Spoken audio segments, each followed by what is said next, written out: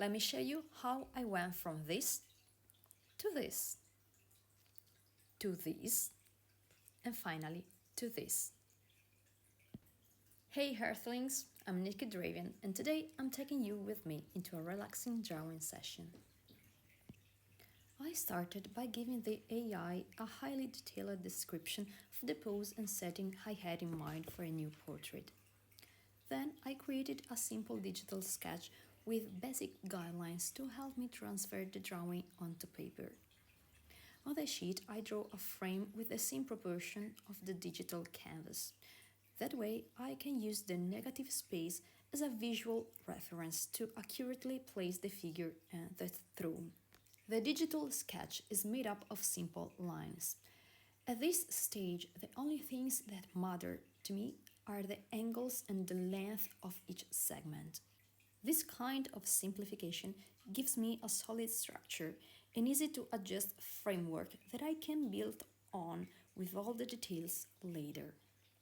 Once I finish the pink base sketch on paper, I scan the sheet and overlay it onto the original digital version. That way, I can spot and correct any mistakes directly on the paper.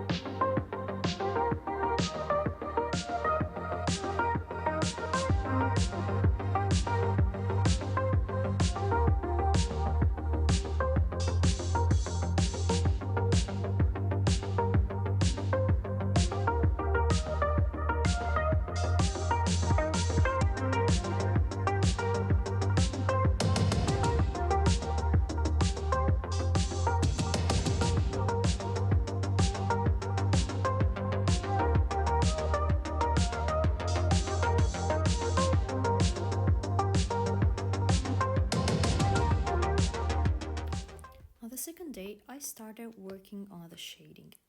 The drawing had already been corrected, so I could finally move forward. I'm not being too fussy. I want to enjoy the process, to let the pencil flow freely. This drawing isn't something to squeeze, exploit, to turn into a product for material or selfish gain. I have already been through that phase, and I'm grateful for the precision and skills it gave me. But at some point, it stopped being fun. There was always a goal to chase, a result to achieve. The race never ends, and the competition pushes the soul away from my work. Drawing with pleasure and lightness is something many artists experience only at the beginning. Some, when they realize what they've lost, manage to break free from that tragedy, that death of art, and return to drawing the way we did as children, only now with the mastery we've gained along the way.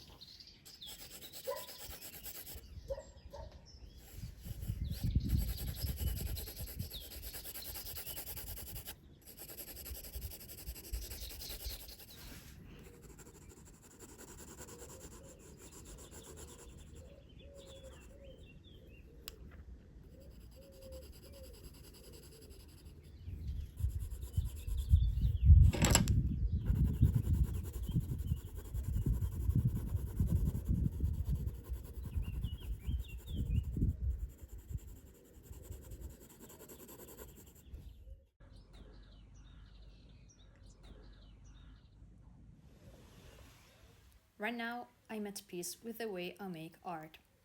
But let's get back to the drawing. On the third day, I kept working on the throne and started adding the background, which will be dark and softly blended to make the characters stand out as much as possible.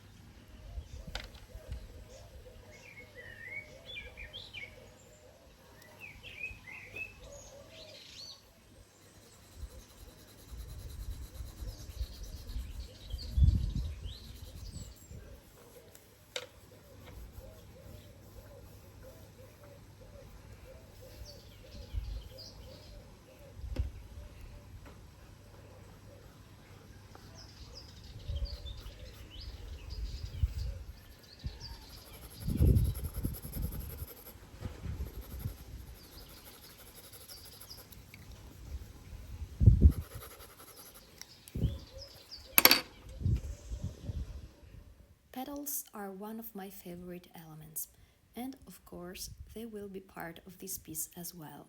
They gently soften the whole composition, bringing in that delicate romantic note that I just can't resist.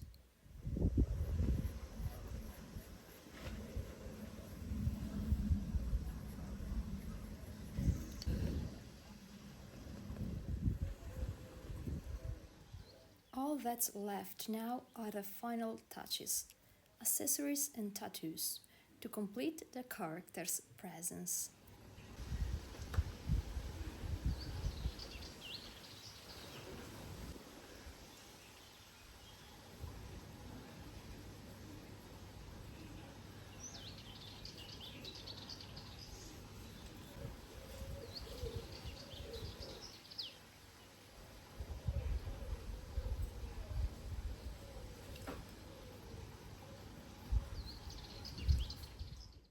Honestly, I didn't expect this outcome. What was supposed to be just a rough sketch turned into something that already feels complete. I will scan it again and work on the tonal values. They will help guide me through the watercolor phase.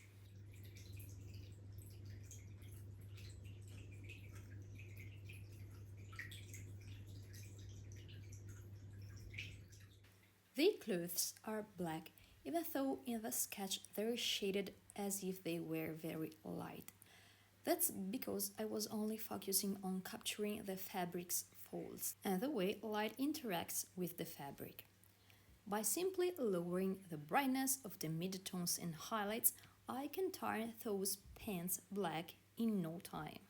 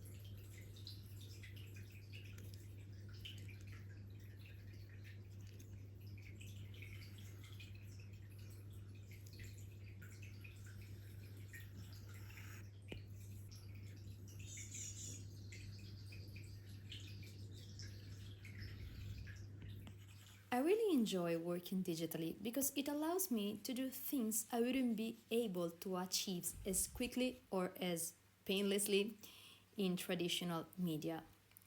It lets me fix mistakes, add new elements, or adjust tonal values in just few clicks. Too many times I found myself improvising directly on wet paper with a brush in hand, just because of my impulsive way of working. But this time I took a more patient approach. By thinking through every element beforehand, I'll now have a much clearer idea of where to place lights and shadows in the final painting.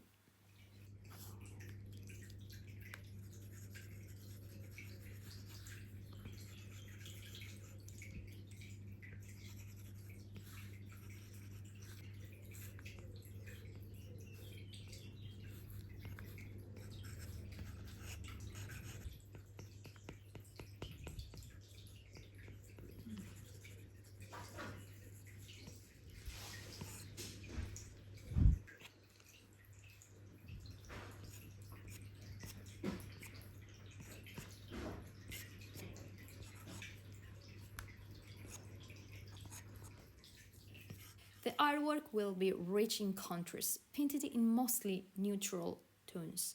But what will truly stand out is the violet glow emerging from behind the throne, bathing Aleister in a light filled with mystery and magic.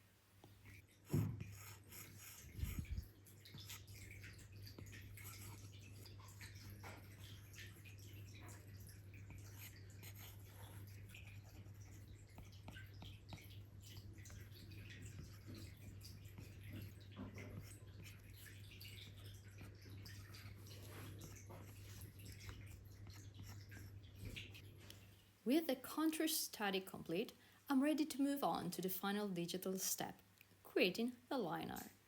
Once it's done, I'll transfer it onto watercolor paper.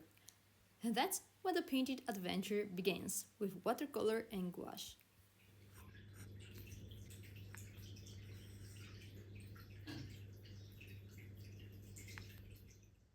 And so, we've reached the end of part 1. This was just a glimpse into the making of this piece. But now, the real fun begins. Join me in part 2, where I will bring the dark and charming Aleister to life with watercolor and gouache. Until then.